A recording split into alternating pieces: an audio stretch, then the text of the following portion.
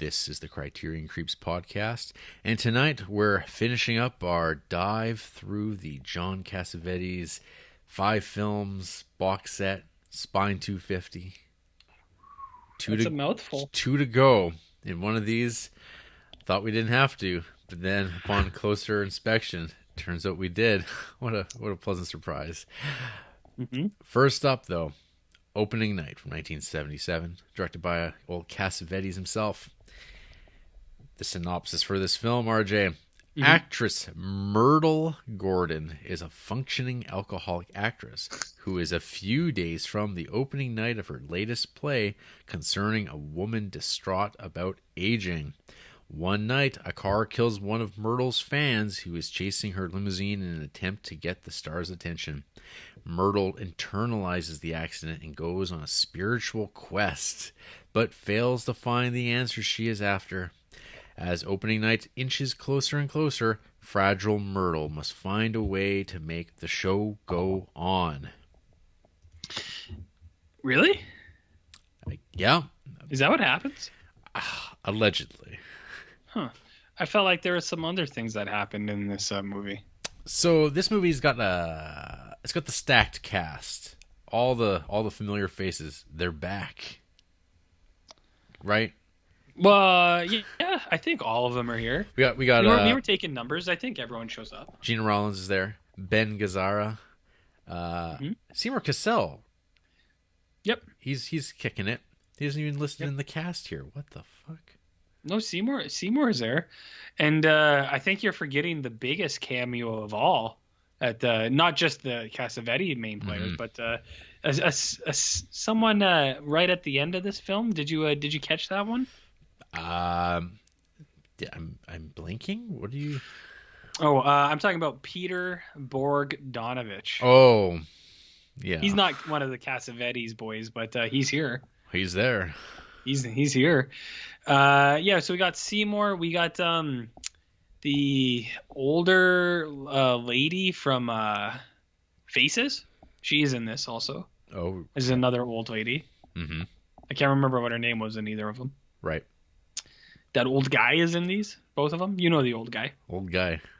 Yeah. But and John Cassavetes, he comes out from behind the camera for the first time in this box set. What do you think? Why do you think it was this one that he decided to do it for? I think he's in other movies of his own though too. I don't think. Well, he's in Shadows.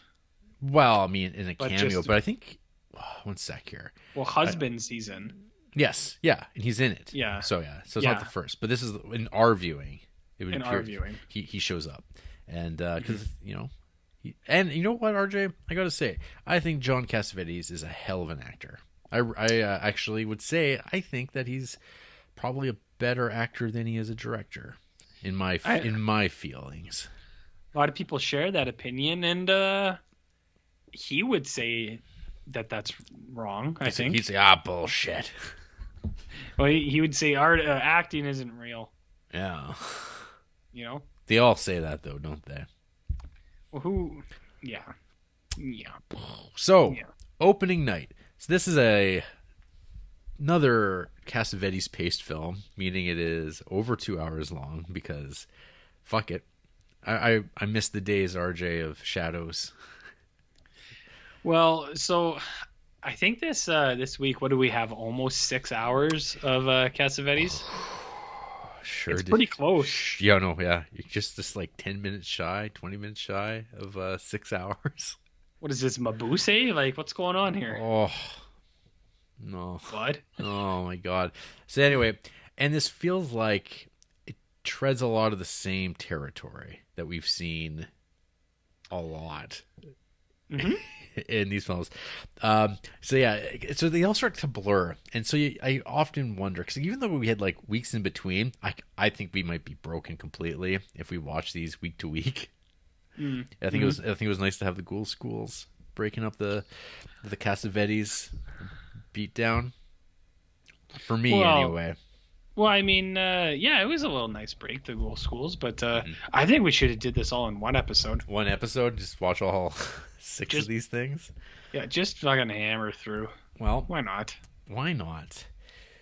So, Gina Rollins, She plays another woman on the edge, acting off, and people around her having to like work around this and not knowing how to deal with it. Is this familiar? Ben Gazzara is well cast as sort of the what is the role of Manny? He's the producer. I like Ben Gazzara. Yeah, I actually kind of thought he was like the director. yeah. That's the thing. It's like I'm not like. Yeah. It seems like they're left to their own devices, and he's really like behind the scenes. But he seems like is he the producer and the director? I'm not sure if in the theater world that role blurs a lot, but it seems like a lot's on the line. The screenwriter or the playwright, I guess, of this, she's afoot. She's part of the adaptation of it, so she's often there. There's the older man. That's also a producer. Yeah, and he seems to be like everyone knows one another. They're all friendly, and they're trying to get this production. It's a play. I'm you know how I am, RJ. We've talked about this. How are you? I'm not a fan of plays. What if it was what if Bergman did a movie about plays? Would you like it a little bit more then? Like what kind of play are you thinking here? Something like, I don't know, like not like old Shakespearean, but something whimsical. Like magical? Yeah, that's the word I was looking looking for. for. Magic cello. Exactly. Or like maybe a wind instrument. Yeah, like a piccolo. Okay. Well, I mean, whimsical piccolo. Gotta wait for Bergman to work on something like that for me to really sink my teeth into. Okay. You know? Yeah. So, it's a production, and they're doing all the previews because that's the whole thing. All this stuff started rushing back to me about like how the theater world, because you're like, what the hell? Where's the opening night? Like they're already doing their show. Like that was the opening night, but oh no, not in theater. You have to do previews of the fucking thing, and then you build up to the opening on Broadway. And you do jazz hands. Can you do that so I can screenshot that just for the people at home? Or I'm good. I'm good. Okay. So look up Al Jolson. He does some good ones. Jazz hands? Yeah. I like Jared Duncan's jazz hands, to be honest. But you know. So the name of this play is called The Second Woman. Yes, it is. And over the course of 2.5 hours, you kind of like piece together what this play is, because you see it in various states and various moments of its production. Do you have a sense of what The Second Woman is about, RJ? Yeah, I thought I did. So this is how I had a read on it. We got this lady. She kind of starts a relationship with a guy, but then she later finds out that the guy is married with a family. Yep. And she is, in fact, the second woman in this relationship, even though I feel like it did seem like she wasn't trying to be. But then she goes home to her actual marriage, and then and then that marriage isn't sound. And you know what? It actually seemed a lot like a Cassavetes film, Jarrett. Sure did. So, but I think that's all I got from it was she turned out to be the second woman. Mm-hmm. I don't think there's anything more than that. Did you? No, that's it. Yep. So, anyway, the movie kind of kicks off with them going through the tail end of this production, I guess, or like of the actual play, of the performance, and it's like all great, and then suddenly like this is like a fictional world where I think people give a shit about actors. In like in plays, people still back in like 1977 were like, oh, let's go talk to these people in the back. I'm sure people go and do the same thing at Hamilton or whatever the fuck it's called. I'm sure they care, but I don't want anything to do with those types of people. Well, Hamilton's on Disney Plus. You could check it out if you wanted. Sounds like a great idea. A great way to spend $8.99 a month. Sure, if you want. So, anywho, she has a fan, a very obsessed teenage fan, named just like we have many. Oh yeah, named Nancy, and she's like, "I love you so much. Oh, you're so great. Oh, great. I gotta go.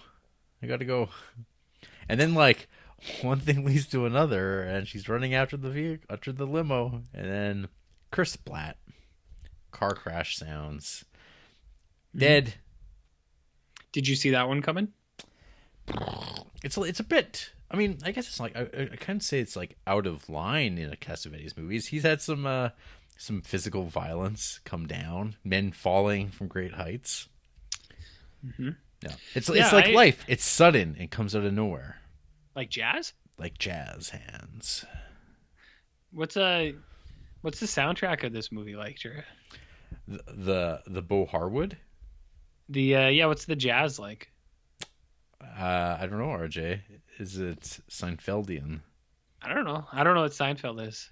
Is that good? Is that a movie? Like the B movie? So anyway, at this point, Myrtle, I guess, starts to become unwound. There's obviously a lot of kind of grief building up within her with the death of this fan, like right in her proximity. But it's like, oh, the show has to go on. Yeah, life happens. It's not your fault, etc.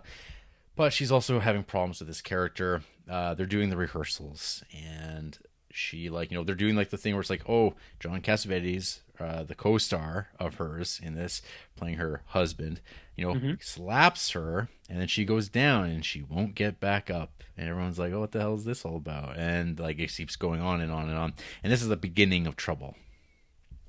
Eventually over time, Myrtle begins to just like continue to like bring this backstage drama into the actual performance. Ben Gazzara, we get like a kind of a snapshot of his life, the Manny Victor character. He's got a girl. He has to make a lot of phone calls and take a lot of phone calls, telling Myrtle that he loves her. Mm-hmm. A lot of ego massaging. Well, what else are you gonna massage? Your back. Sure. You could have said anything. I guess. But I'm glad you went that route instead of massage your lemons. Sure. No. Sure. Not your Jesse Lemons. Not your Jesse Plemons. Don't touch him. He doesn't. He doesn't like that. Well, who would? No. Yeah. So tell me more about phone calls and things that happen with Myrtle. What's there to be said? There's a séance.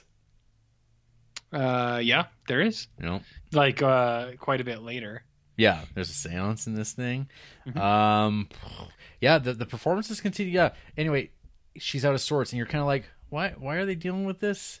Because again, I guess like the impression I get is that she's a big star. Yeah, it's kind of built in that she's the most well recognized of anyone related to the production, because she was a very big star. But I mean, the whole point of the movie is that even her going to Broadway, it's almost like is she aging out or what? Is she aging out? If you're going on to Broadway, though, I mean, that's pretty good. Is Broadway good? I thought Broadway was like not art. Wow. I mean, that's my opinion on this whole matter, but people seem to like Broadway. I feel like that's a goal in itself, is to be on Broadway. It's a bunch of fucking drama nerds, if you ask me. So you know what else happens in this movie, Jarrett? What happens in this movie? So you get some calls. You see that a lot of people are into Myrtle. Yeah. Myrtle starts acting a little bit strange. Strange. She's seeing things. She's drinking a little bit. She's not really responding to cues in the Broadway show. She makes people think that Cassavetes hits her, and apparently, which doesn't even make sense, because like he didn't. Like you're like you can see that it's like kind of like, what is this? Yeah. Did you see that part though in Constant Forge where Jenna Rollins is like, I actually pretended like John did hit me, and then the whole cast got mad at him. Mm-hmm. And apparently part of that is parts of those scenes are left in the movie here. Wow, that's so improvised. It's improvised. Well, she because I mean they were married. Yes. If people didn't know, and she kind of what she says is she's like, I just thought it was funny. Mm-hmm. Well, I mean, like, I do believe during a passage of Constant Forge, she talks about how their relationship worked so great because they were very aggressive with one another. Kind of like Stephen King and Tabitha. Well, that's a different kind of relationship builder, about compatibility sexually, Right. as opposed to, I guess, yelling at each other. But I mean, maybe he was keeping it classy. Maybe. We'll never know, I guess, because, I mean, He's dead. Cassavetes is dead. Long dead. Huh. I didn't realize he'd been dead since 1989. Yeah, he's been dead a long time, man. Yeah. Yeah, so she's acting a little squirrely. Mhm. Old writer lady's like, you know what? Maybe she's possessed. She's like, everyone bear with me for a minute. Oh my God. Maybe she's haunted by a demon. So we have a little seance. She's working out her demons, Mhm. Jarrett. And I mean, demons are a metaphor for ageism and the fear of aging and becoming unessential, not important, becoming no longer part of the scene. So is she really possessed? I don't know. Is it just age creeping up in her mind? I don't know. That's for you to decide. So they do a little seance, and then it's opening night, and she's nowhere to be seen. She's just hanging out in the alley, getting loaded. And then what we have here is a terrific example of alcoholism at work. And how to work around the liquor. Right. Did I miss anything in between? And then you get to see kind of like how the whole play comes together. But you also, because throughout the whole previous 2 hours, you see how the play existed at one point, and then by the end you get to see a condensed version of like what it's turned into. Yeah. And I guess you could argue it's a better version.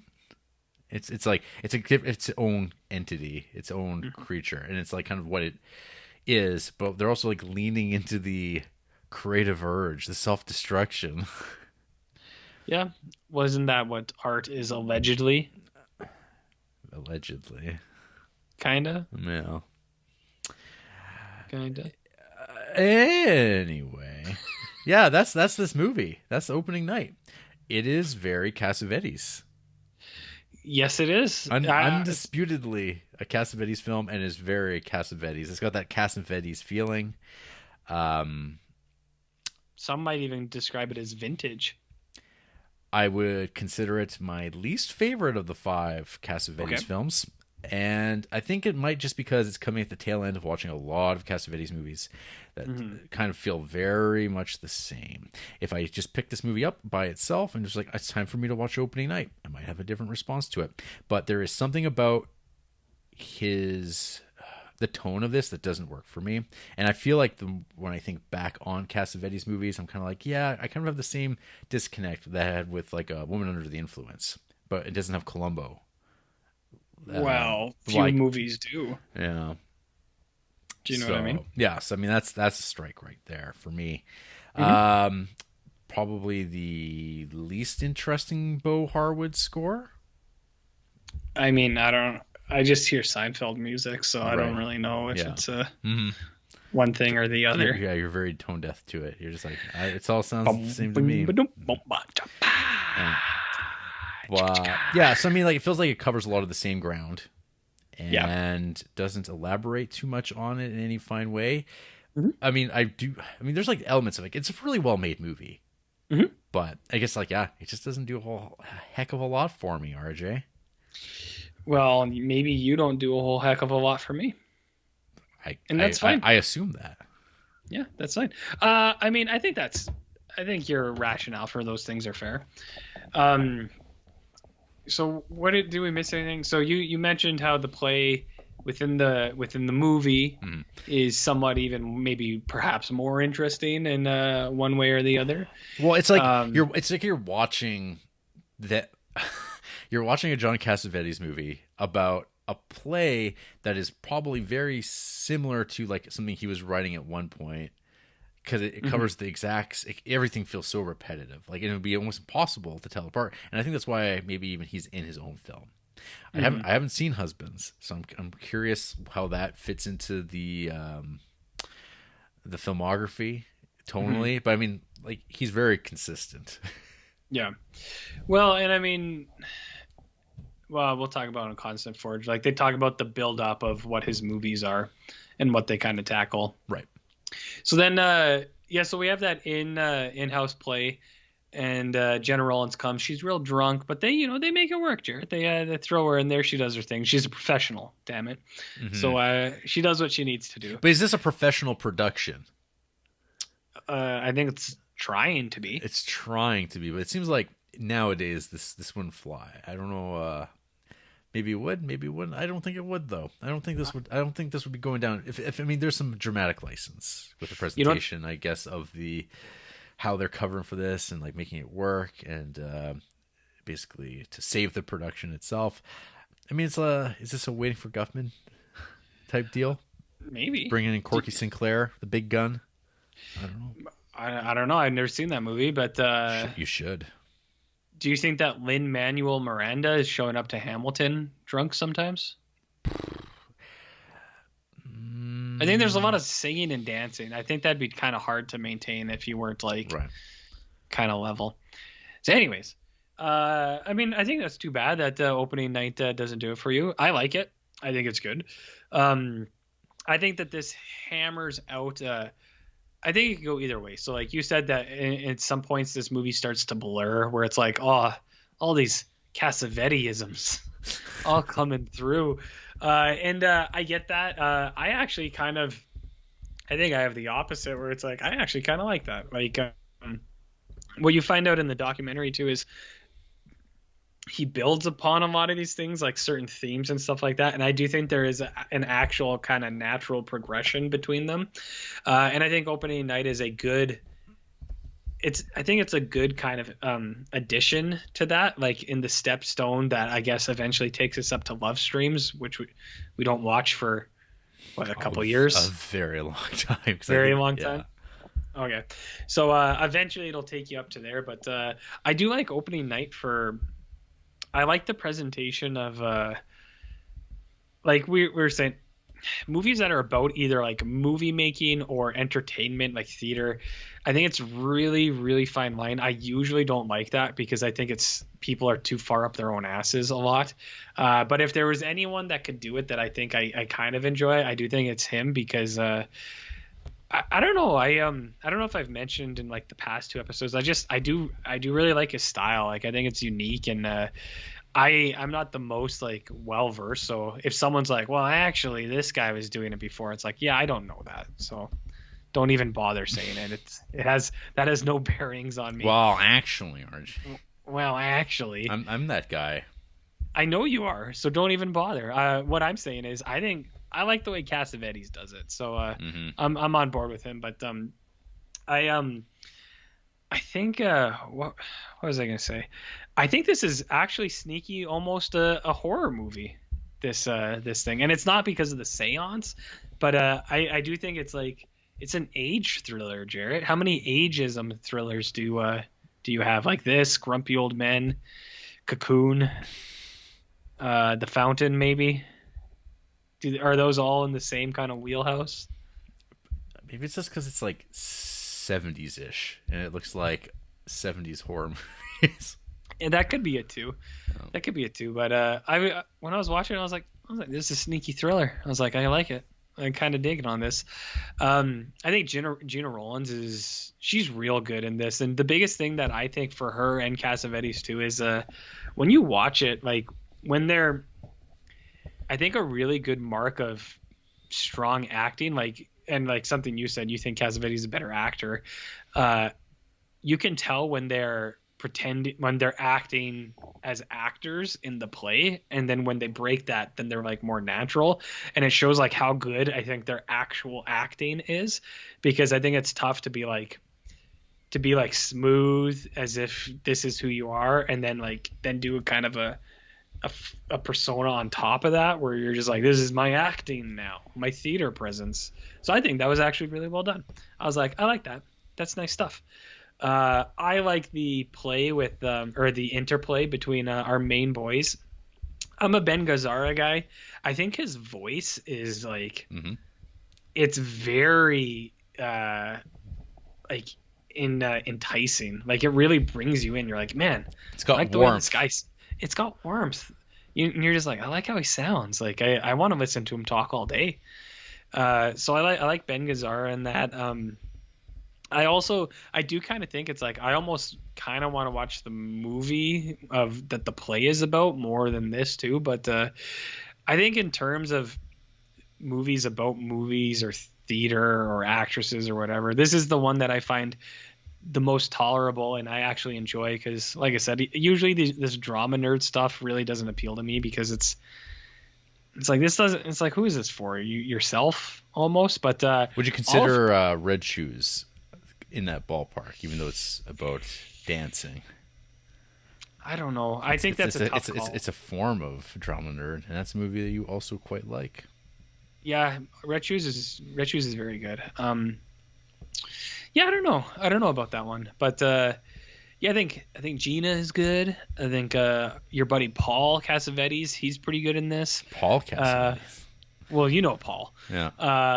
Ben Gazzara is good. That old man, he's pretty good too. I don't know where opening night fits for me in terms of all of them, but I do actually I do like it. I think it's as I said, I think it's a vintage Cassavetes, and that could be for better or worse. Like you could either dislike that a lot, or it could actually work for you. I don't know, but I like opening night. I think it's a pretty good show.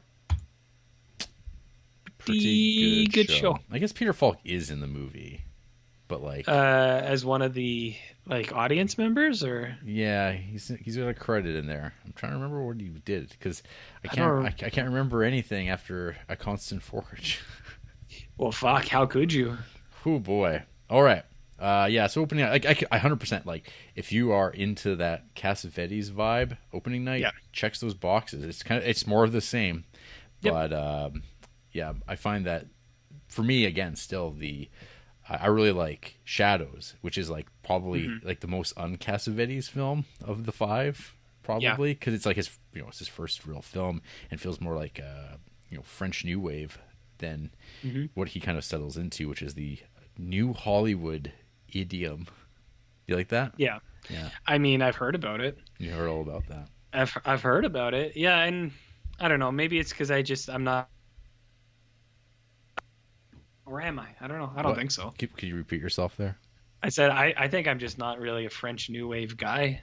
That's fine. No, like I said, but I think that. Yeah, I mean, I think it's like better than most French New Wave films. I'm more of like a Canadian New Wave. Ah. I don't know if you know about that. Like David Cronenberg? No, I'm thinking more like Pie Wacket. Like, have you ever heard of that film, Jarrett? New Canadian cinema. New Canadian Waves. That's right. So we wrap this up. We had to go back into the Blu-ray set, go back to the Shadows disc, and pull out A Constant Forge, which for some reason in the new Blu-ray set does not have a spine number, which is 216, despite the fact that it is spine 256. I think it's it must have been DVD. a packaging. I think right? Yeah, I think it's a DVD thing, and the way they packaged it as a special feature on the first movie, which would be a terrible time to watch that documentary, because you should probably watch watch all these movies before you get to even like the movies not included in the box, like the Love Streams, Minier and was it Miskovitz, Husbands, like it's like those. I think it would have been worth watching those two before Constant Forge, just because it's talking about all of them. All of them. So, A Constant Forge from 2000, directed by Charles Kiselyak. Everyone loves him. Sure. He directs like a bunch of making of like movies about, or documentaries about the film and film history sorts of things like that. Other movies, other stuff like that. So, the tagline, it's got a tagline. The Life and Art of John Cassavetes. Wow, huge. Is that it? That's it. Okay. And the synopsis. One of the great mavericks of cinema, John Cassavetes, has earned a reputation as the godfather of American independent movies. The actor-turned-filmmaker invented a realist style of unadorned narrative films heavily influenced by documentaries.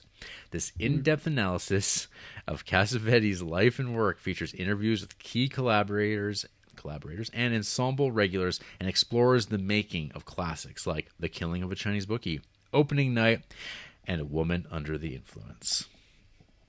So, this bad boy is a big, thick cut, 200 minutes long. That translates to 3 hours and 20 minutes. Yes, it does. This starts off with I guess like a montage of samples of John Cassavetes' writings, I guess, on each of his films. Yeah, can I ask you something? Yeah. Did you find the actor that they chose to voice John Cassavetes distracting? Yes. Because I did. I was like, that's not how he sounds at all. No, it's kind of a guy. Just he's like, who's Yeah. this podcaster that I'm hearing? He's like, well, when I made movies, and then you're like, ugh. Yeah, I was kind of like, who is this? maybe I looked it up. maybe it's his grandson for all we know. He seemed like a random ass dude. I looked him up and I was like, I have no fucking clue who this guy is. Yeah. And I was like, I don't care either. Yeah. Anyways. Oh yeah. So anyway, yeah. Charles Kiselyak. Yeah, he did a documentary, Easy Rider, Shaking the Cage from '99, and Tootsie, A Better Man, the making of Tootsie, and something about like Oliver Stone. Oh, something about Oliver Stone. Something about Oliver Stone, and also a little documentary thing on One Flew Over the Cuckoo's Nest. That sounds cool. Has that got a good buzz? No, I don't know. It's probably just a special feature on the DVD from the day 1997. That's an hour and a half. Oh, Chuck Kiselak. So anyway, Constant Forge. I'm trying to figure out who did the voice of Cassavetes based on this list. It's like at the very bottom of the IMDb thing. I found it before. I can find it again if you want. I'm good. I'm gonna find it. So, what is the approach of a Constant Forge? In fact, RJ, what is a Constant Forge in reference to? I believe it is a John Cassavetes quote, is it not? That would be correct. So I think the opening of this is you have John Cassavetes' writings, and he is talking about his feelings about life, about film, love, about himself, about love specifically. That's a big one. And then he gives us a very brief rundown of every one of his films. Yeah, so brief. I was kind of like, because I'm like, is that all they're going to spend on each of these films? Yeah, because I was kind of like, I was taken aback by that too. I was like, man, he is blowing through this shit. But it was like they were just doing his like little brief, like, I don't know, not even a minute or two of each film, and then they roll on, and then you just have other people talking about him. And the voice of John Cassavetes is a man named Lenny Citrano, most known for his voice roles in video games, like Penguin Thug in Batman Arkham Knight. Oh, wow. And a movie called Suicide Kings. Oh, he is Barry O'Benny in that film. Wow. And that's it, huh? Well, I mean, do you know something called Swedish Dicks? I'm not familiar. Because that is his second most known for. That's fine. But I think he's a voice actor for like games and stuff. Okay. So, Constant Forge. So it opens up with like this little preamble, I guess, of I guess it's a thesis? Question mark? Sure, you could call it a thesis. And then it has a brief little introduction of him talking about each one of his films and what he attempted to do. And you're kind of like, are we going back to these? And yes, we are, RJ, in no particular order, because I think the best way to describe the structure, in quotation marks, of this would be sprawling. Sprawling how? Because it kind of just is all over the place. Yes, it is. This lacks, say the cohesion of a Never Sleep Again or a Crystal Lake Memories. Sure. Where it goes in chronological order and kind of like covers like the behind the scenes of a film. But that is not the intent of a Constant Forge. No. The Constant Forge is carried for the first half of the movie, I would say, maybe first hour or so, successfully by the heavy use of the Bo Harwood music that we know and love from all the Cassavetes movies.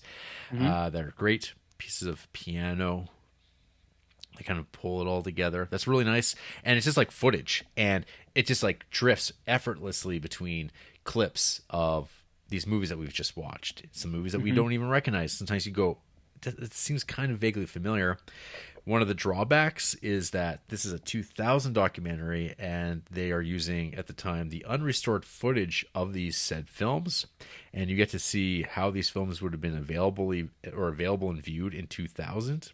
Like on VHS quality clips, which really sucks, but is also a reminder of the great job that Criterion does as far as like restoration, because some of the footage in these of these movies from 2000 is terrible. Like it's like so like faces look so murky, and then and after you just watch it on Blu-ray, you're like, oh wow, like it's a very grainy looking movie, but it looks definitely a lot better than this, and the aspect ratio is all wrong.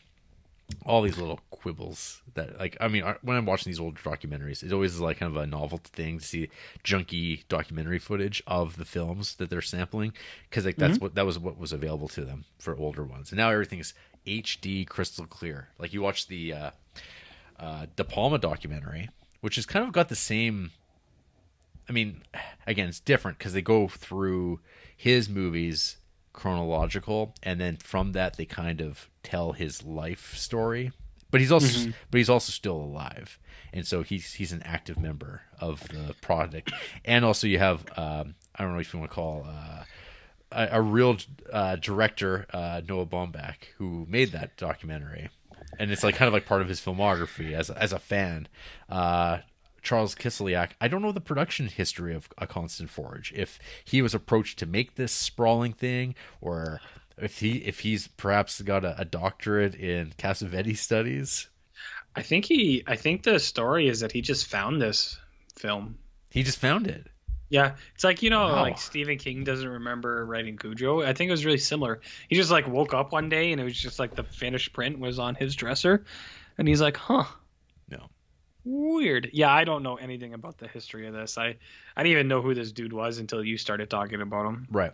Well, that's kind of heavy lifting. I'm used to hearing. I mean, I watched the movies. Yeah. Me too. I can tell you, I could have read the essay book, but I didn't. Mm-hmm. That's good. So you can take that as it is. Me neither. I learned that John Cassavetes was of Greek origin. 100% Greek is what is how I took that. Oh yeah. I didn't know that either. I always thought he was like a New York Italian boy, but because he was from New York, right? But I don't know. He just kind of had that persona. Like I was like, this guy seems like he would hang out with Tony. You know Tony? What was he a New York boy? I think so. I don't know. Well, his parents were from Greece, but I'm pretty sure he's from New York. They came to America because a missionary said it's a great place. A missionary? I think so. They've done no wrong. Yeah, he's from New York. Okay, so they emigrated there. Yeah, he was born in New York on December 9th, 1929. Shit. Yeah, he was born in New York. God damn. And he died February 3rd at the age of 59. From cirrhosis of the liver. Yeah, I don't know, man. Cirrhosis sounds like a bad deal. I don't even know how you get that. It's bad stuff. Bad stuff. So anyway. So yeah. Constant Forge. What's the sell about this? This is a 3-hour and 20-minute documentary about the career of John Cassavetes. The target audience for this is John Cassavetes fans. Will this documentary make new fans of John Cassavetes? No. In no way, shape, or form will this make a new fan. Will this help maybe foster appreciation for his films? Debatable. I will say that this is it's way too goddamn long. It's very long. It's unnecessary, and it's a little long. You kind of. I mean, if you wanted to redo this thing on a disc, you could break it into segments on the themes that this is addressing, because there is like demarcation in like but they just shift gears like without and there's like kind of like little intertitles of quotes that they don't really ascribe to anything in particular. It's just words, It's really weird, actually. And I was kind of like, well, who's saying this? Is this like his poetry or something he said? Like it doesn't really explain what these things are. So it's very loose. It's very This what? it reminds me, we got a YouTube comment on a Ghoul School about how we should have the timestamps for the themes of the movies we talked about. Well, That sounds a little similar. not the themes, the titles. It was just the titles. I thought they wanted thematical tagging. No. Interesting. What? Well, and I was going to say there's not really a theme to that, but I don't know. Maybe there's something to it. No, I mean, we do 3.5 hour podcasts every week. Do. Are they sprawling? Some people would probably say so. But there is a format. Is there? There is. We have an intro. We have a preamble. We have emails. We have what we watched. We have news. We have the review. We have Who Hates. We have our outro. It's got a shape. It's very precise every single time out. It doesn't really deviate whatsoever from that. Constant Forge, not comparing myself to this, because also when you're making a film, you have to watch this. Podcast, you can just do whatever you want. You go running, go live life, take in some sun, go for a car ride. You can bring it with you, and it just goes along with you because there's no visual element that needs to be there. This at times feels very much like, this is what we did before podcasting. And I mean, I'm a fan of like sprawling documentaries on film. I'm a fan of the Los Angeles Plays Itself documentary that is like 4 hours long. But that's like got to me like a real driving, like it's like some people hate speaking of voices, guys hate the guy who does that. He's a film professor, I think at UCLA or something like that. One of the other schools, USC or whatever. And he narrates the whole thing. Some people are like, oh God, he's got the worst voice. He just drones on and on over footage of like Los Angeles in movies. That to me is like fascinating because it's like it's a different way of approaching material. Constant Forge isn't that. Like it isn't like reapproaching the material and presenting it in a different way in the same way. It's kind of like, oh, hey, we're going to have a bunch of people that John Cassavetes knew, like loved ones, almost all. It's all like his collaborators, though. His actors. Sean Penn. Sean Penn shows up there. No one talks about Sean Penn anymore. Remember that guy? Remember SP? He came up and like Andy watched most of these with me, and the only one she didn't watch was Shadows, actually, which she was bummed out by. But we were watching this, and Sean Penn came up, and she was like, Sean Penn? She's like, when is he in any of his movies? And I looked it up, and I was like, it looks like they almost started a film, but then which they talk about at the very end. At the very end, yeah, he died, so like, he's dead, and that's why he can't make films anymore.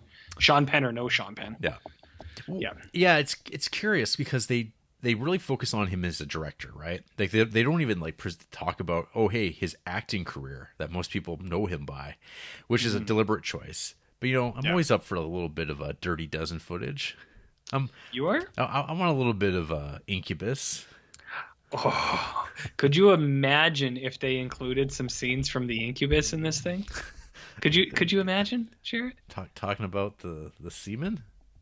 About the what? Sorry, I think you cut out. Semen. Interesting. You might. I don't really know the lead up. You must have been talking about some kind of naval, like Navy movie. But I do think the one thing missing. I do think it would have been good to have some of his acting. But he very openly says I didn't really like acting. I just did it to finance my movies. Well, as he described it, it was a lot of like it's a bit of emotions and shouting, and he got success out of that. Yep. And it was to meet girls. Well, I think the same could be said about becoming president of the United States. Lots of motion and shouting. Meet girls. Interesting. So you were talking about all these famous people who talk about Cassavetes. All these famous people. That's what they trot out, and they all have perspectives and how he was just like the greatest person. Yeah, I think they all do, except there's a couple people like Peter Falk. He's pretty wild. Mhm. I found his things like some of the most interesting because he's like, well, John would do this. He's like, he's fucking crazy. He's like, but I do this too. He's like, I'm also crazy. Well, it's him, Mikey and Nikki. You know that you know that movie? Mickey and Nike. Is Mikey that the one? and Nikki. Oh, I know the Nike movie. Yes, that directed by Ellen May. Just got Criterion blessed. Eyes. Yeah. Well, we'll watch it in what, 15 years? Yeah. Okay. I won't think about it until then.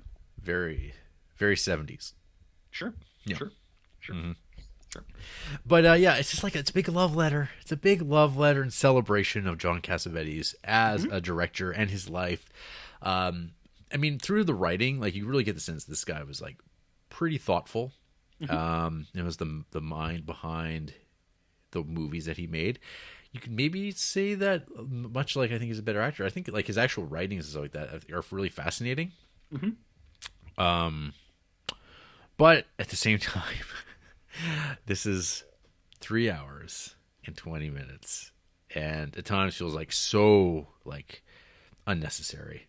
Because you're just like, yeah, who is this for? Other than like a big Cassavetes boy. Are you a big Cassavetes boy? No, I'm not. Oh, okay. No. He's good, but there's not like for me. There's not a lot that I get out of his movies. I don't think in like a deep way where I'm like, yeah, man, the way he does it. I just feel like I get that same feeling from other work being made. Maybe it's more, but it's maybe because I don't know. I like my meat and potatoes movies a little bit more, Jay. I like my Friday the 13th. You know what I'm saying?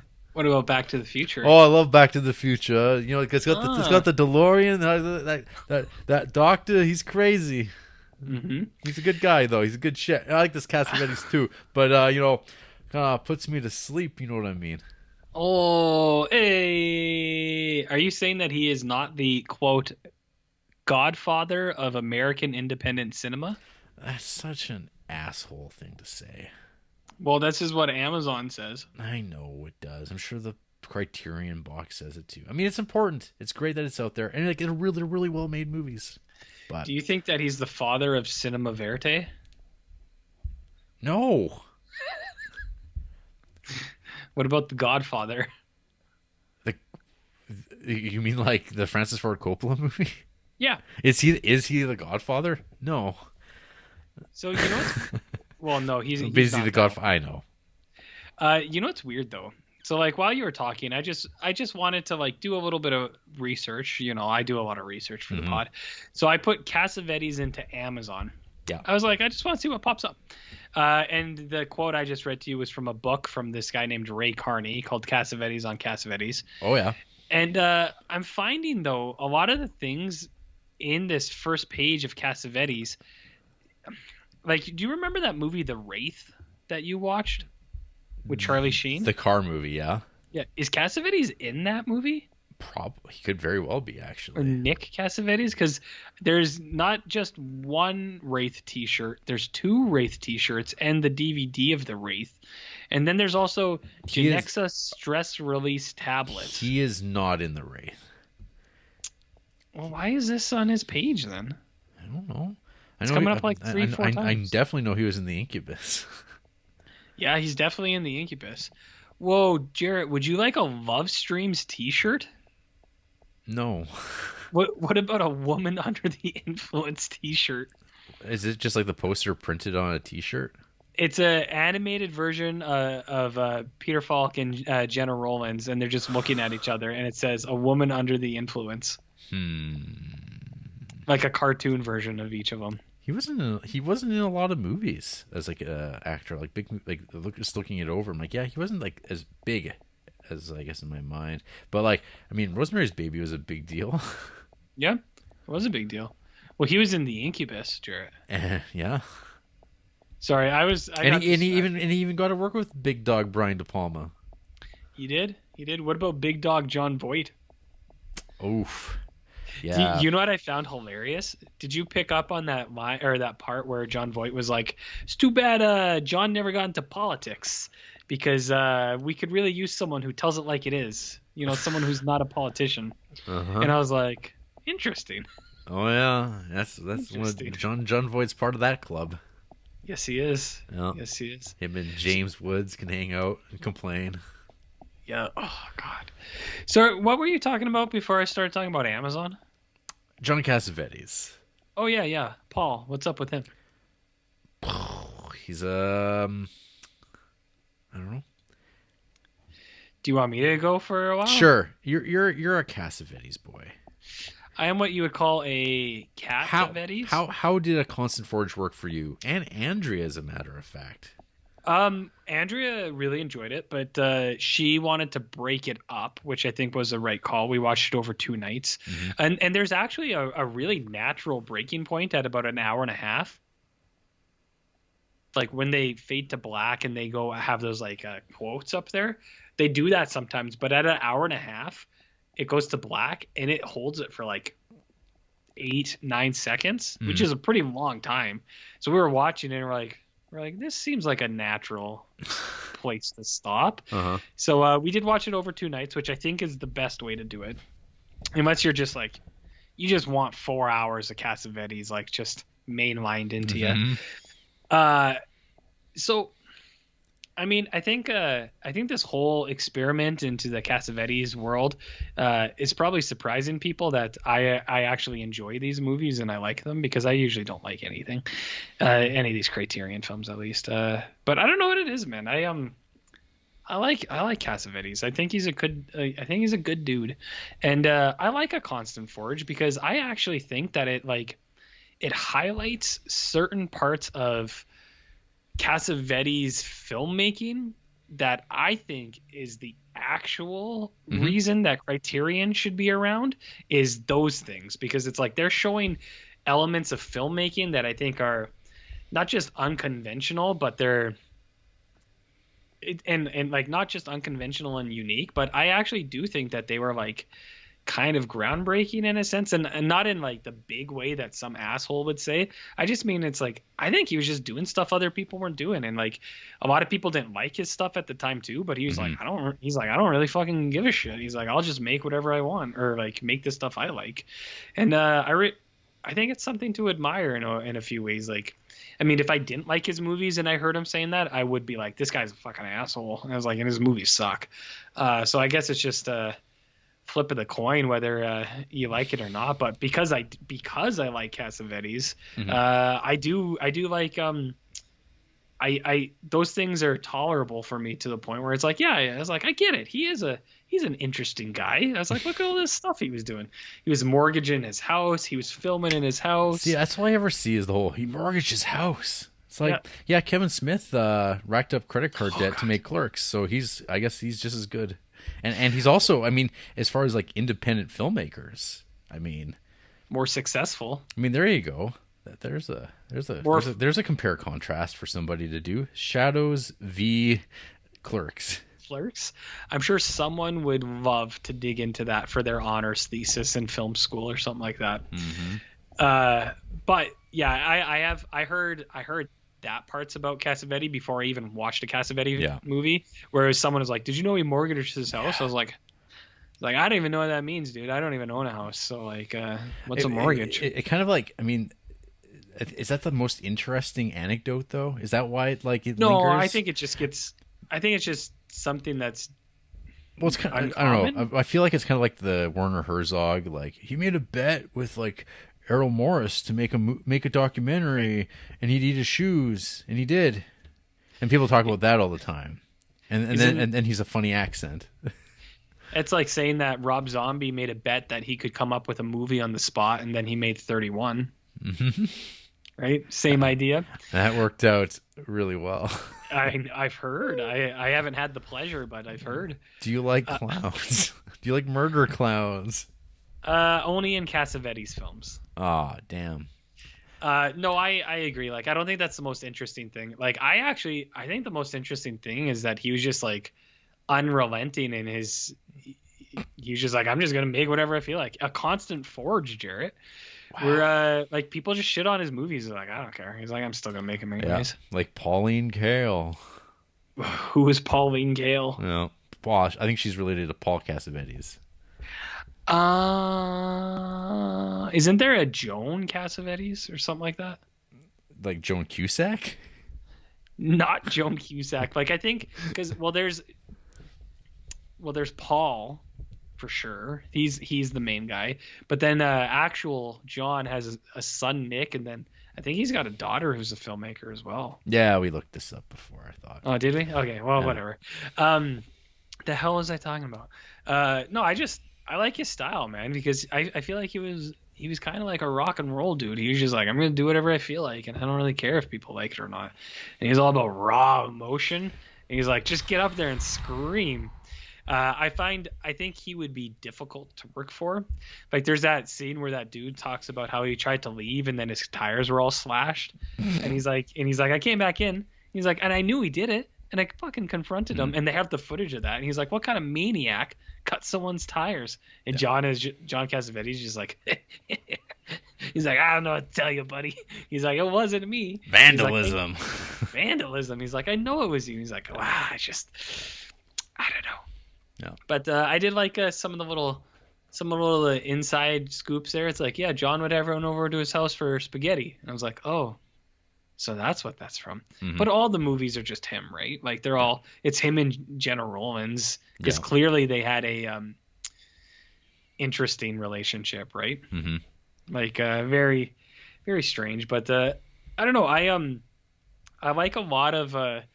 I did just really like his writings, because I think he's got like a depth to him where some of the stuff he says is like, what does that mean? But some of the stuff he says, I was kind of like, something to think about, maybe. I relate to this. Yeah, I mean, like I said, I think if like this is great if you are a Cassavetes fan and want to just like be immersed in it, and I do think that the way it presents the footage, where it just kind of flows in and out, and you get to see the how similar everything kind of feels, because it's like the same motions and like characters and beats. Like he goes back to this stuff over and over and over again, and when you get to watch it all in one place, it's like, oh, that works really great. I mean, it's like film school in a can, which is like always been the idea behind the Criterion Collection. I think that you were kind of alluding to that, like watching something like this, you're like, oh, it's like an education. But I guess like ultimately it's like, but it's your mileage is going to vary depending on if you're are you Cassavete stan here, or because if you're not, this is not going to be a good time for you. But hey, I mean, if they're going to do a constant forge for Jess Franco, I mean, that's as well made as this. And I will say, like, this is like fairly well made, but the edit, like, this thing needs to be so much shorter, or like chopped up, like you kind of said, like you guys broke it up into two halves. Way more tolerable. That would definitely soften it a little bit. But at the same time, there's times where I'm like, oh my God, we're going back to this. And like, it seems like repetitive, because it's like, well, we could hone this into like something else. But I mean, it's also a celebration of his life and his legacy and his work. Yeah. So. Yeah, and I do agree with you, where I do think it has a lot of the fluffy stuff where it's just like all these testimonials are like, he could do no wrong, he's the greatest, and it's like, well, not really, right? And like even a couple of them like mention stuff. It's like, well, sometimes he'd kind of lose it. They're like, he was kind of a spaz, and a spaz kid. Yeah, he was kind of a spaz kid, like because that's why you like him. There's a few mentions of that in this thing, I think. So, and like they kind of tiptoe around. Well, not even actually. They're just kind of like, yeah, he'd lose it, but then he'd be normal again. And it's like, okay. But there is a lot of, like I said, fluffiness where it's a lot of praise where it's like, well, and like the Sean Penn stuff, it's like, why the fuck is Sean Penn here? Like, who cares? Like, I know because he's probably a big fan. He's a fan. Yeah, a big fan, and he's a simp and all that kind of stuff, like, you know, all that not new popular vernacular. So there's that, and then like I do think it's good and bad, though, like what you said, the way it weaves between movies, where it's like, yeah, look, the themes in all these movies, and it kind of goes and it shows you like how they're connected, but then at some points too, like it is kind of all over a little bit, where you're like, man, I'm a little lost. Not like, it's not hard to follow, but you're just like, man, it's bouncing around a lot. Would you describe it as sprawling? I would describe it as almost anything except sprawling. Labyrinthine. What about Byzantine? Is that a word? Yeah, sure. That is. I heard that's going to be in our new curriculum for grade 2s. Wow. Byzantine Oh, yeah. art. And so something. we've now watched 3 making of sorts documentaries in this creep of directors. We've had the Carl Theodor Dreyer one, my meter, and then we had Ingmar Bergman makes a movie. This one is definitely the best of the 3. I agree. But is also brutal because it's so goddamn long. But it is hands down more interesting as a film than either of those 2, which are amongst the worst in the collection. Oh yes. For just like especially my meats or. Oh yes. So no, I totally agree with you where you're like if you're not actually into Cassavetes, I feel like this would be a nightmare. Yeah. Like 3.5 hours. So I get that, but like so you're a constant forge. What would you want most? Like a bi-brackage? Like a stand brackage constant forge? Would that be like a 50-hour experimental piece from Jackson? He could do it, right? Oh my god. I mean, Cronenberg would be like. I mean, I'm just looking That would literally. be cool. I'm just looking literally at like the last like the highest rated Criterion movie we've watched in the last batch here. Yeah, that would be cool. That would be there. I mean, Ozu would be good. Would I want it to be 3.5 hours long? Maybe it needs to be, but there's like so many more movies to talk about too. I think Ozu would be good. Cronenberg would be interesting. I feel like Cronenberg though. I don't know if it lends itself as well, but he's alive, so he could talk about his work. But I mean, I've read Cronenberg on Cronenberg. I mean, fuck. I think. I mean, I don't know. I think it'd be hilarious a John Carpenter one. John Carpenter would be amazing, and I think he'd be like one of the. Say you do like your 3 people, Cronenberg, Lynch, and Carpenter. Like I think Carpenter's would be easily the most interesting, just because it's like he's like whatever, I don't give a shit, and it's like what's going on underneath, man? It's like I know it's there, it's just he doesn't. I think he's a fucking like cowboy. Like he's just a genre guy. He's like I don't care. Yeah. It's just about making the movie, telling the story, and I'd still want to see that. Fassbinder would be like. I mean, there is that one I watched that was like not perfect. Lynch, I think like. I feel like that already. Like I feel like people are doing that on YouTube already. Yeah. But there's like there'd be, I don't know. What about John Lurie? Lurie? No. Nah. No. You got to save it for the big boys. Scorsese actually would be like. Scorsese would be good. I mean, yeah, I'm actually surprised there because I mean he does the documentaries on stuff. He does like America and stuff like that, and he's doing all these other projects doing this world cinema. But I don't know if anyone's like gonna. I don't know if anyone could nail the Scorsese one well because like and just like you could definitely. I mean, you draw together all those things, those themes. You'd have all the stars and the names talking about Marty, and they can talk about his relationship. He's still alive for now. You know, I think the most likely would be Kurosawa. Yeah, I feel like that's like if they but could choose. There's like what's it called? Is it like AK-47? Oh god. That's so silly. Oh, that's so silly. Dumb. Yeah. Oh well. Classic. Interesting. Anyway, yeah. So there's any of the big directors, just throw a constant forge their way, and it's like if you want it, check it out. Mm-hmm. Bob Altman, why not? Why not, man? No. Why not? Anyway, yeah, that's like the great thing with this, like the documentary as a format. You could just like throw your. I mean, obviously, there was like Kubrick, but I mean that was like the Life in Pictures, and that one is very like it is chronological. It's kind of like what you imagine the classical presentation is. And maybe that is like maybe the thing that's interesting about Constant Forge is it doesn't go to the like strictly chronological boring way where it's just like and then we did this and production cost this much money and then someone didn't show up on set and then then we had to do this and then they slashed my tires, which I mean they kind of intermingle that within this like mosaic of like narratives and footage.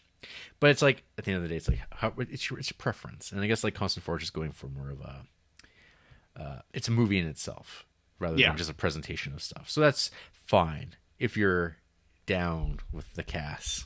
But you want to hear about people who aren't down with the Cass? I mean, I can imagine, yeah. So I guess why not? Let's wrap this up. Who hates opening night? We've got half a star from Natty. Okay. I hate this movie. Wow. You couldn't pay me to watch it. I hate it so much. I hate that Cassavetes thinks he was a feminist icon for doing it. I hate everything about it, except Gina Rowlands. She was good. Gina Rowlands is good. This is a weird person. I mean, they don't have a ton of 5-star stuff. Some of it's just like animation. Some of it is like All About My Mother from Pedro Almodovar. You remember him? Which apparently some of opening night was referenced in All About My Mother. Yeah. I know Frank's a big Almodovar guy. Mm-hmm. And then like half-star films, just like shit like Last Airbender, Dinosaur from 2000, Suicide Squad, and then opening night. Yeah. It's bizarre. Very bizarre. Bit harsh. Yeah. Chris, 1 star. Oh, yeah. Gina Rowlands is unstoppable, but this was just so mind-numbingly boring and felt too full of itself. So I'm just going to come out and say it. John Cassavetes is annoying as fuck, and I hate him. Smiley face. I mean, this person may well be listening to our podcast because they just watched The Leopard from 1960. Well, they might not be listening, but they're definitely following Criterion films, you know? Right. I don't trust them at all, though, because in their top 4, they have Necromantic 2. Whoa. Wow. And I think it's like it's probably one of these cycling top 4s, but still. Mm-hmm. They have like over 500 5-star films, but some half-star films include A Serious Man, Midnight Cowboy, John Voight, Buster Scruggs, I'm Up on Poppy Hill, which looks like Grave of the Fireflies, kind of. It's anime. It's anime for sure. I don't know, some other shit, but like Manchester by the Sea, do you think that's a half-star film? No. I don't think so either. What about High Life, the sperm movie? Debatable. I don't think so. What about Velvet Buzzsaw? Ooh. That one's maybe earned its place there. Oh, yeah. As for A Constant Forge, Mm-hmm. we have Film from Men, 1.5 star. Mm-hmm. Oh, this is long. Much is good with the U.S. There are good burgers, good basketball players, and Beyonce, but then there's also this film genre, the tribute documentary. This one is over 3 hours long. It's a lot of actors, some of whom never worked with Cassavetes, who just say, he's so great, such an awesome filmmaker. He's a great person, a great lover, and a fantastic humanitarian, and he only cared for people and art. My God, there is no structure and far too little editing. However, some things were a bit interesting. In Faces, each scene was played a lot of times where each take would be played out in different ways with an emphasis on emotion. And it's surely that attitude, always getting pictures with maximum life and energy, that makes his films sometimes a little overloaded. In Woman Under the Influence, he strikes Lynn Carlin in the face to bring out more emotion. He liked to work with amateurs, so I guess it can be difficult for them to fake emotions. He also used to smack her butt, so I guess he is glad he was not part of Me Too. I'm not done. When the actors were having fun, they told their dreams to each other, which is exciting, because I thought that everyone in the world felt that dream telling was an awful way of spending time doing. You should never make films like this 3.20 long. It is a crime against the cinema. It is so easy to cut here as well. If you just removed everyone who just says he is great, you might have 45 minutes of an interesting movie. Shame on Kiselyak over this pointless eternity machine. I mean, I don't know if it's fair to say shame on Kiselyak. Like, I don't even know the dude. Like, is he like, you know, like have expectations to live up to, or just in general, this guy means? I mean, I think it's the person said some of the same stuff that we said, right? Where it's like, yes, a lot of it is kind of self-congratulatory kind of stuff. It's like, yeah. I mean, Yeah, it's just yes and no. like I said, I definitely think it's for Cassavetes fans. Yes. That's Yep. that's I think 100% for.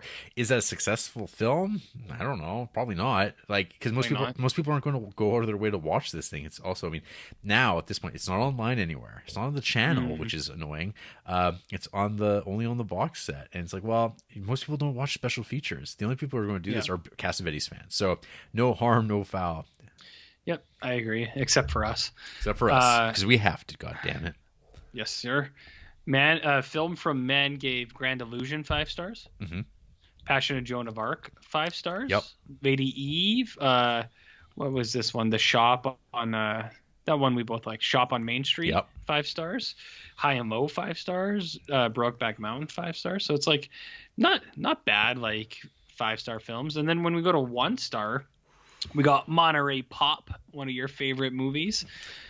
We got And God Created Woman. 1 star. Alphaville 1 star. And The Ship Sails On 1 star. Wow. And the Night Porter 1 star. Unfair. Yeah. They got lots of other criterions. That's all criterions. I mean, on par with 1.5 for A Constant Forge, there's The Phantom of Liberty, Coco, Hubie Halloween, which is a future creep, I'm sure. It is Netflix, and they have that deal. They do? Yeah, exactly.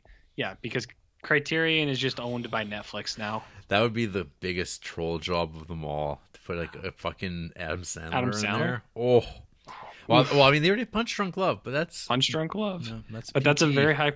They could do Uncut Gems next, but they won't. They should put fucking Billy Madison and Happy Gilmore in the collection. Those are more earning than anything else. Uncut Gems... Yeah, they could actually. They might. Because that would be a big get as far as, I mean, for the guys. A24 guys? Well, not even A24 specifically, but the... the Safdies? Yeah. Yeah, that would be. Why not? They could go into the closet, pick out some movies. I think they might already have one of those, no? I don't know. Probably. Let's stop looking up. When do we get to go in the closet? I'm always in the closet, bud. What about you? Eugene McCran. Oh, yeah. 2 stars.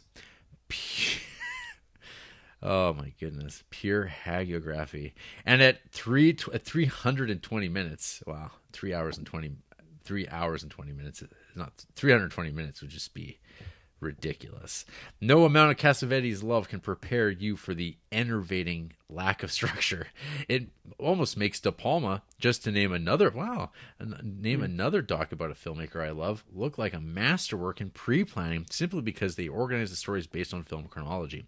This film requires you to sift through a lot of repetitive exaltation to get to the precious anecdotes about Cassavetes' manic tendencies. Falk has some solid insights about his specific directing process, like pausing in a stairwell to settle down before a big speech in A Woman Under the Influence. Too bad I'll never be able to revisit the remark without watching the whole movie, since Kiselyak has blended the talking heads into an indiscernible pool. Yeah, and Ray Carney's irritating mug is pervasive, yet the film as a whole is not in the same informational ballpark as one of his books. Whatever, the goal was to get hyped again on Cassavetes, and it served its purpose. So do they like this film? Well, they gave it 2 stars. Huh. You know what they gave half a star, Jarrett? What? Gummo. Oh, that's just bullshit. I mean, there's lots and lots of other half-star films, but those are real half-star films. One thing that's interesting, this person gave Brief Encounter 5 stars, and the last person also gave Brief Encounter 5 stars, which is a good show. It's a good show. Lots of other, like, Criterions, Thin Red Line, Shortcuts, Mulholland Drive, Treasure of Sierra Madre, 5 stars. Oh, yeah, Ray Carney was the bow tie guy. Oh, okay. Yeah. And then there was the one woman film critic. Yeah, so Ray Carney wrote the book Cassavetes on Cassavetes. There you go. So, I mean, he's got it in somehow. Yeah, I don't need to talk about this Eugene guy anymore. He gave Alphaville 5 stars, even though the last person gave it a half a star. Whoa. So what are you going to do with that? Nothing. what are you gonna do with that, Jared? Put it in my pipe and smoke it. Ugh, gross. Is it Annette Insdorf? Is she the critic? I think yes, Annette it was the. is. Yeah. No, it is. Yeah, and professor at Columbia. Is that good? I don't know. Intimations. Oh, of course, it's called Intimations. The Cinema of Wojciech Haas. Double Lives, Second Chances. The Cinema of Krzysztof Kieslowski. She's done all the big ones. True Foe. Philip Kaufman. Indelible Shadows Film in the Holocaust. What's a true foe? Who is your true foe? I think you know. Anyways, any final thoughts as we bid adieu to John Cassavetes for a while? Nah, man, I like Cassavetes, so maybe surprising people, maybe not. I don't know. I think he's a cool dude. What about you? Nah. Okay. I'm in no rush to revisit his that's movies. But I'll watch love streams eventually, and well, you have to. I have to, but it'll be a nice break in between. Yeah, just a nice 10-year break. No big deal. Maybe I'll mature into his movies. Well, maybe. No one's getting axed to death. Not yet. Not yet. Mm-hmm. After the break, I am Superman. Remember that, RJ? Remember that? Remember him? I'm not a big fan of that scene. No? Oh, I thought you were a Cassavetes fan. Turns out it was all a lie. I'm not shut up.